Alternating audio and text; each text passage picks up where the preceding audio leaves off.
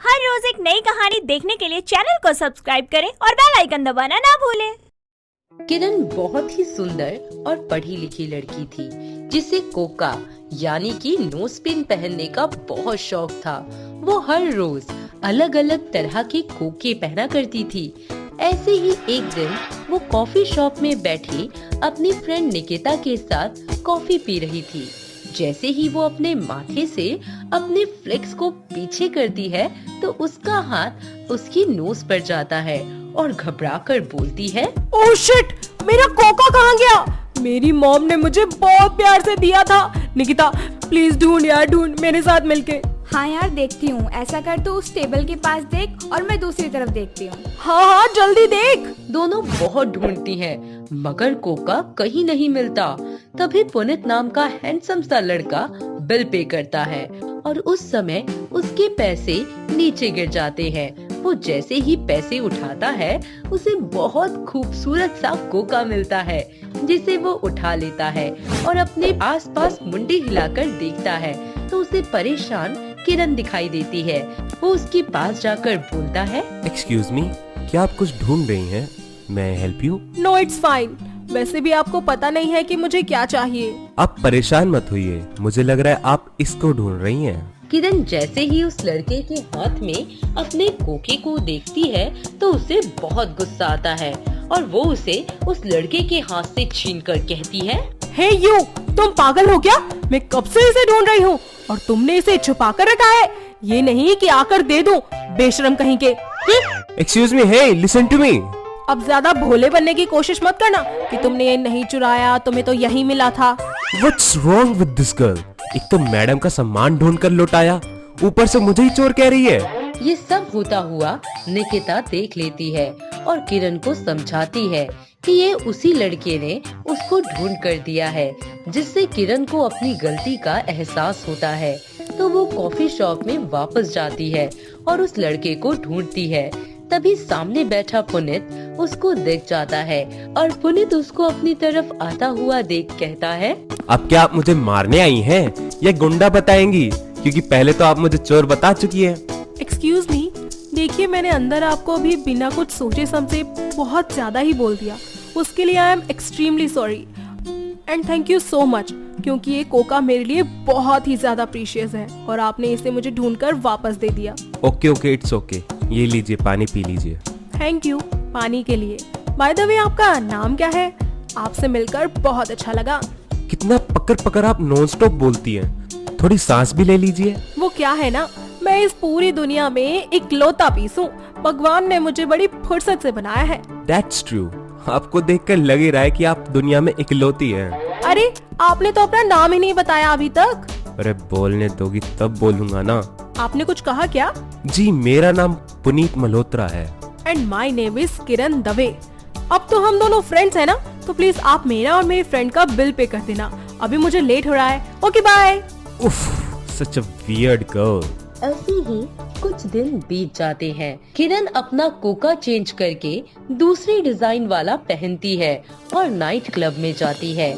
वहाँ वो डांस कर ही रही होती है कि तभी उसे प्यास लगती है और वो ड्रिंक पीने ड्रिंक सेक्शन में आ जाती है, जहाँ उसकी नजर साइड में खड़े पुनीत पर पड़ती है और वो उससे कहती है, hey hi mister Puneet, how are you?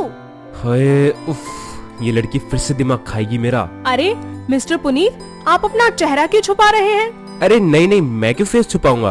अरे वो बस फेस पर कुछ लग गया था। ओह अच्छा, तो चलिए बताइए आज मैं इस ड्रेस में कैसी लग रही हूँ?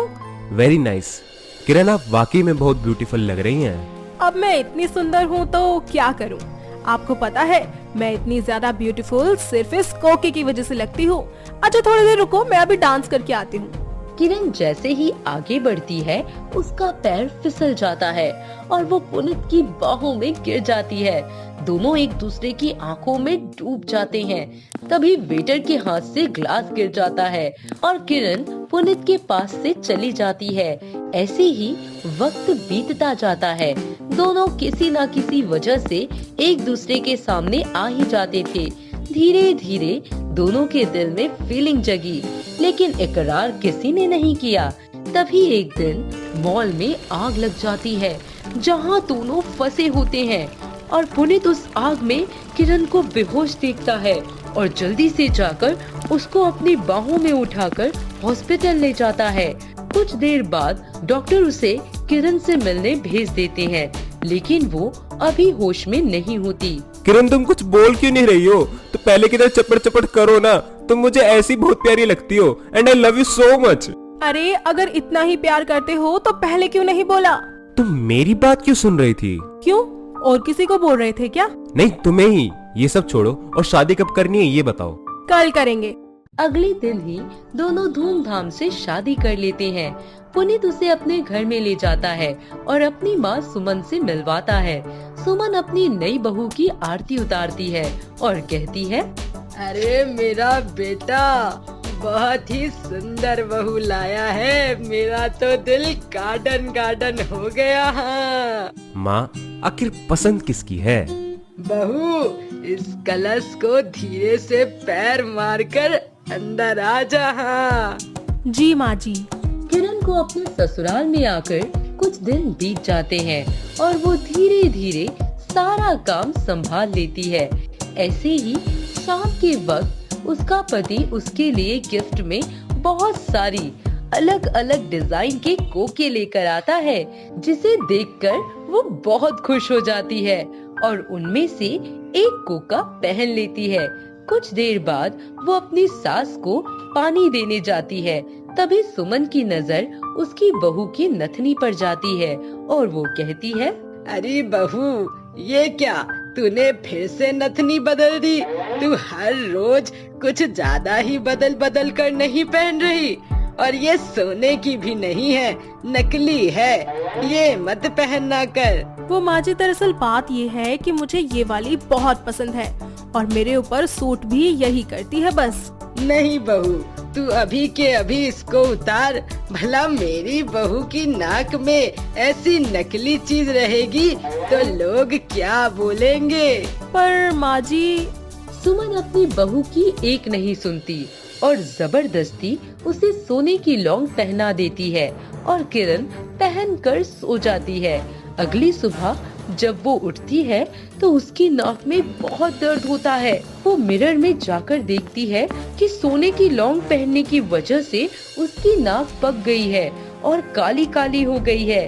तभी वो अपनी सास को देखती है और कहती है, अरे बहू, ये क्या हो गया तुझे? तेरी नाक पक कैसे गई?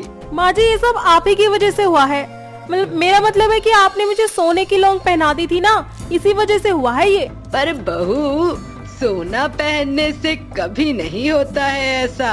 पर माँ जी, मैंने आपको बोला था ना कि मुझे आर्टिफिशियल लौंग ही सूट करती है, ना कि ये सोने की। इसीलिए मैंने कभी सोने की नहीं पहनी। मैंने आपको मना किया था, लेकिन आपने जबरदस्ती मुझे पहना दी। अच्छा, तू परेशान मत हो, डॉक्टर के पास चल। तभी सुमन अपनी बहू को डॉक्टर के पास दिखा देती है, जहां डॉक्टर उसको एंटीसेप्टिक क्रीम दे देता है और दोनों घर वापस आ जाते हैं। कुछ दिन बाद उस क्रीम के लगाने से उसकी नाक बिल्कुल ठीक हो जाती है और वो फिर से अपने पति की लाई हुई आर्टिफिशियल कोके पहनने लगती है और अपने परिवार के साथ खुशी खुशी रहने लगती है। दोस्तों, अगर आपको ये कहानी पसंद आई तो इसे लाइक करें, शेयर करें और कमेंट करके बताएं कि कहानी में आपको सबसे अच्छा क्या लगा।